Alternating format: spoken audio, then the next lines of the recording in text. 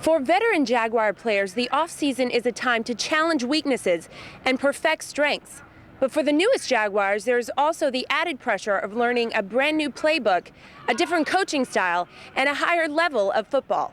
I mean, this is the NFL, it's the best of the best. In college, you're lucky if you face a good running back 3 or 4 times a year. All the running backs here are elite. They're the best at their school. Now they're really good in the NFL. Rookies, a word these first-year NFL players will hear constantly in connection with their names over the course of this season. For the Jaguars' top 2 draft picks, Derek Harvey and Quentin Groves, expectations are high. But the stress to perform is nothing new for these 2 defensive ends who came to the Jaguars straight from SEC schools.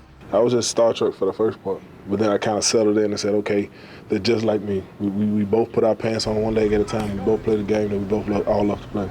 Don't try to press too hard. Just take it day by day. Listen to Coach Monachino and the veterans, and just relax. That's it. Despite the differences between college and the NFL, the basic ideas remain the same.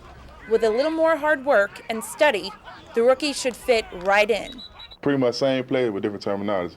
I get it real quick, so I just study with the coach. He install the plays, and it's in my head.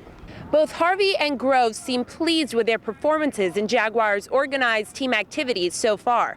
But only time will tell how the 2 additions will make their mark in the future. Amy Cruz, Channel 4, the local station. It's rare for 2 friends to have not only the same dream, but the opportunity to fulfill it. For Natasha Harvey and Shaquana Lundy, both long jumpers at Jacksonville University, their dream is becoming a reality. It's going to be our opportunity to get out there and show ourselves and show everyone else that we're great and we're great enough to go to Beijing and medal. For Harvey and Lundy to both qualify for the Olympic trials in the same event is unusual, especially for a school as small as JU. But both athletes are ready for the competition and to prove that they've got what it takes. I feel like I'm in the best shape of my life and I'm ready to compete for my country again. I just have to remember that I am just as good as everyone else on the field, and just because I didn't have a great meet coming from nationals, that means that I just have to try that much harder. Being teammates and friends has helped Harvey and Lundy in competitions so far. And if both make it to the Beijing Olympics, their friendship could prove to be an added advantage. Natasha is just as good as I am, and I learn a lot from her when I'm sitting down watching her go on the runway. And I'm pretty sure it's the same with her when she's watching me. I think it would be amazing if both of us can go, and that's definitely both of our goals, to be there together. And I think we'll have advantage on a lot of other people because we've been able to train with each other. So it'll almost be like having a second coach, I guess. Both Harvey and Lundy will compete in the Olympic trials on June 30th for 2 of 3 spots available to represent the USA in the Beijing Olympics. From Jacksonville University, Amy Cruz, Channel 4, the local station. For many NFL players, football is more than just a job. It's a passion. This is certainly true for Jaguars linebacker Mike Peterson as he holds his 2nd annual Bring It On football camp at Ribault High School this weekend. While Mike Peterson's name headlines the camp, he is only one of many Jaguar players who lend a hand each year. By watching the camp, it's hard to tell who's having more fun, the kids or the coaches. No matter camper or player, anyone out here will be quick to tell you what the most important thing about this camp is. Oh, yeah, I think they're having fun. I'm having fun, so, and that's what it's all about. We're teaching them the techniques and the fundamentals of the game, but we also let them have a little fun.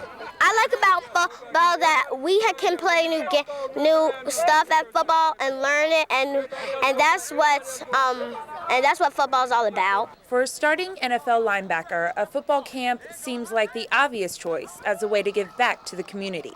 But for Peterson, there's a more personal reason behind why he gives his time to the campers. When I was growing up, I didn't have a NFL player to come out and be hands-on with me. Yeah, we see him on TV, and yeah, we see him in the paper or in the magazines, but I didn't have that guy who I could actually get out and put my hands on and relate to and have a conversation with.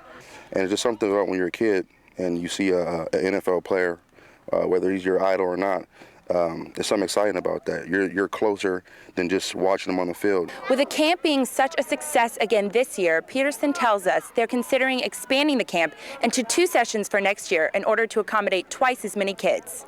From Ribault High School, Amy Cruz, Channel 4, the local station. Hi, I'm Amy Cruz for Channel 4 News. Earlier this week, Gators quarterback Tim Tebow was selected to the preseason All-SEC team by the coaches in the conference. While Tebow's name may appear alongside many preseason awards, there is one honor the Heisman winner will not have attached to his name. Tebow will not be on the Playboy All-American team. Tim's strong religious beliefs and upbringing that includes a father who was a missionary and a possible calling to missions himself once his football career plays through are the main reasons behind asking to be excluded from the nomination. Tebow is not the first Gator to decline to be on Playboy's All-American team. Close friend and fellow Heisman winner Danny Wuerffel also chose not to have his name on the list in 1996. Urban Meyer doesn't seem to mind his quarterback's decision, though. The Florida coach says he likes Tebow just the way he is. I love him like a son. Tim Tebow, I mean, what can you say other than, I want him around my family. I want to be around his family. I make sure our staff knows that I'm going to spend time with the guys that I enjoy being around as well. And he's as good as I've ever been around. It seems like there's a new workout craze that promises success every time you turn around these days. CrossFit may be the exception. With a workout plan that banishes boredom and trains you smart and hard instead of long, success is just part of the fun. Channel 4's Sean Woodland reports. There's working out, and then there's CrossFit. CrossFit really hits on both ends of the spectrum, power training and aerobic conditioning. Basically, CrossFit asks you to train smart and train hard, not long and longer. Well, it's that time of year again. The 28th annual Greater Jacksonville Kingfish Tournament begins today and continues through Saturday. Tournament participants will be casting their lines for the big one this year, hoping to claim the first place prize package worth over $136,000. The schedule for this week looks a little bit like this. Fishing begins at 7:30 tomorrow morning with the junior anglers, with weigh-in opening at 1:30. Thursday is the general tournament captains meeting at 5:30 p.m. and 8 p.m. Friday and Saturday will look much the same, with the general tournament beginning at 6:30 in the morning and weigh-ins scheduled for 2 in the afternoon on both days. Saturday will end the tournament with the awards ceremony at 9. Even if you don't fish, there's a lot of fun planned for the whole family with fireworks at 10 on Saturday night, so bring out the kids. For Channel 4 News, I'm Amy Cruz.